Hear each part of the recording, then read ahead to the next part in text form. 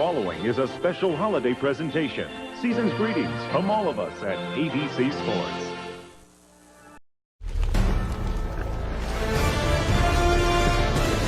ESPN welcomes you to the following presentation of the National Football League.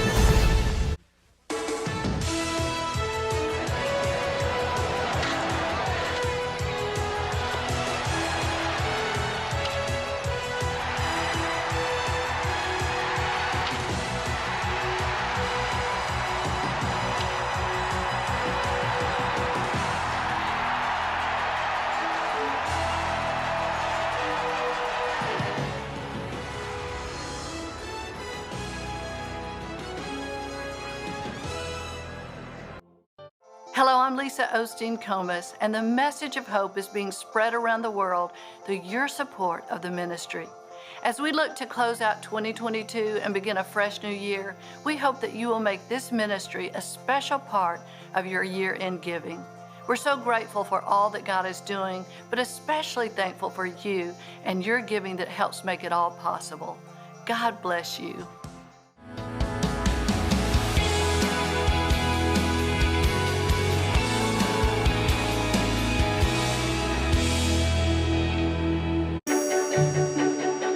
During the Christmas season, we're often busy making preparations for celebrating with family and friends.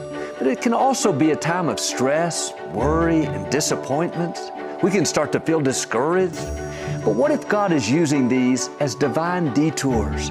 I think Mary and Joseph could relate. The first Christmas was filled with divine detours.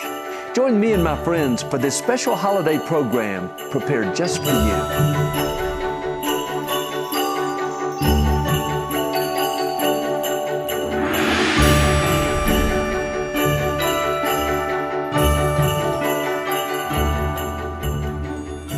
Divine detours.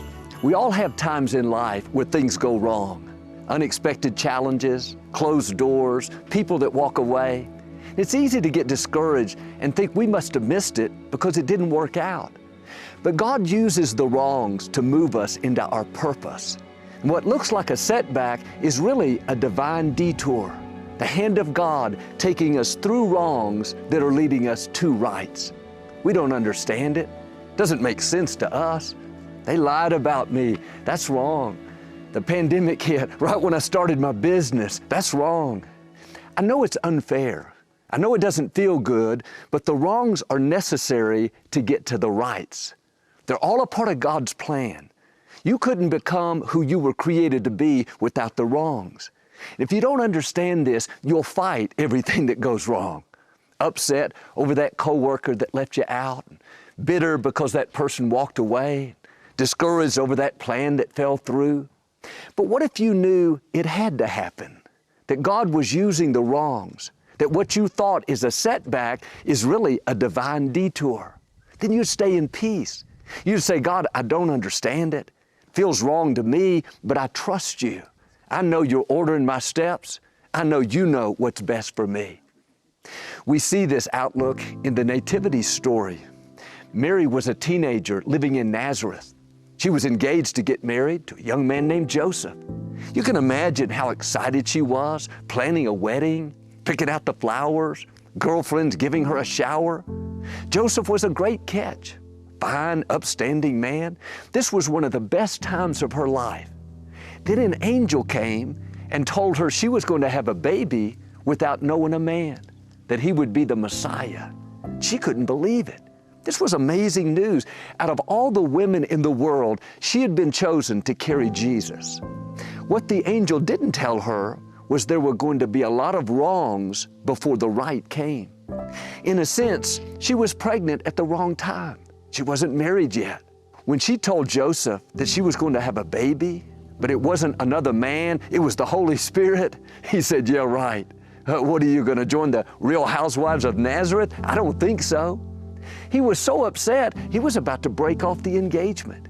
He wasn't going to be embarrassed, humiliated, his fiancée having a child that wasn't his. The angel had to come to Joseph. He said, I know this seems wrong. I know it's out of the ordinary, but Mary is telling you the truth. Stay with her.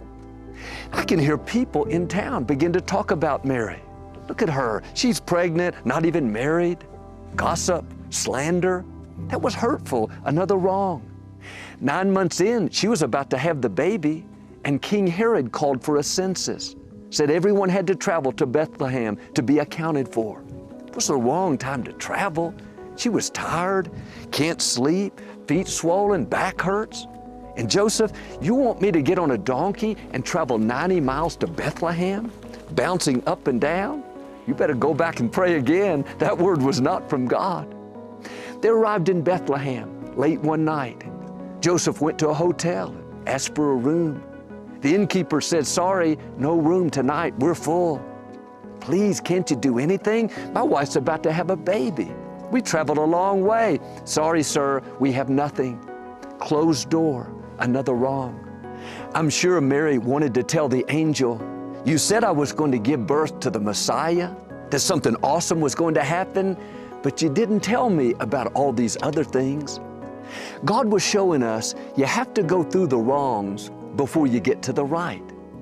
God will give you a promise. He'll drop the dream in your heart. But if you don't know how to handle the wrongs, if you don't realize the wrongs are all a part of His plan, that the wrongs are leading you to the rights, then you'll get discouraged along the way and give up on the dream. Joseph located a barn, the only place they could find it. Mary went in and gave birth to Jesus in a manger. The wise men showed up. The eastern star was over their head, and the Messiah was born. We see the Christmas card of the beautiful manger scene. There's Mary holding baby Jesus with a pleasant smile. The wise men standing by the star shining so brightly. We think, what a beautiful, glorious night. But if Mary were here, she would tell you, don't let the postcard fool you. Yes, it was a glorious night. Yes, I'm honored to have been the mother of Christ. But there are a lot of other things that you didn't see. You're seeing the right moment. You're seeing the culmination of God's faithfulness and purpose, but you're not seeing all the wrongs that were necessary to get me here. I got pregnant at the wrong time. My fiance wanted to put me away. People tried to ruin my reputation. I had to travel on a donkey while I was pregnant. But all those wrongs were a part of God's plan. If she had not been faithful through the wrongs, she'd never made it to the rights.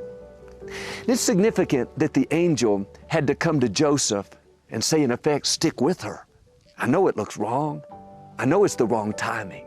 I know it doesn't make sense, but what you think is wrong is really the purpose of God. Well, maybe God sent me like that angel to tell you, stick with it. It may feel wrong. It may be unfair, but God is up to something. Those wrongs are not random, they're strategic. It may be a big wrong, that's because there's a big right in your future. You're going to see the plan of God unfold. We'll be right back after this short break. I think one of the greatest gifts that we can give the world at this Christmas season is our actions of love. Not only our words, but our actions. Sometimes actions can speak louder than words, so let's just be encouragers, let's be givers, let's be generous this Christmas.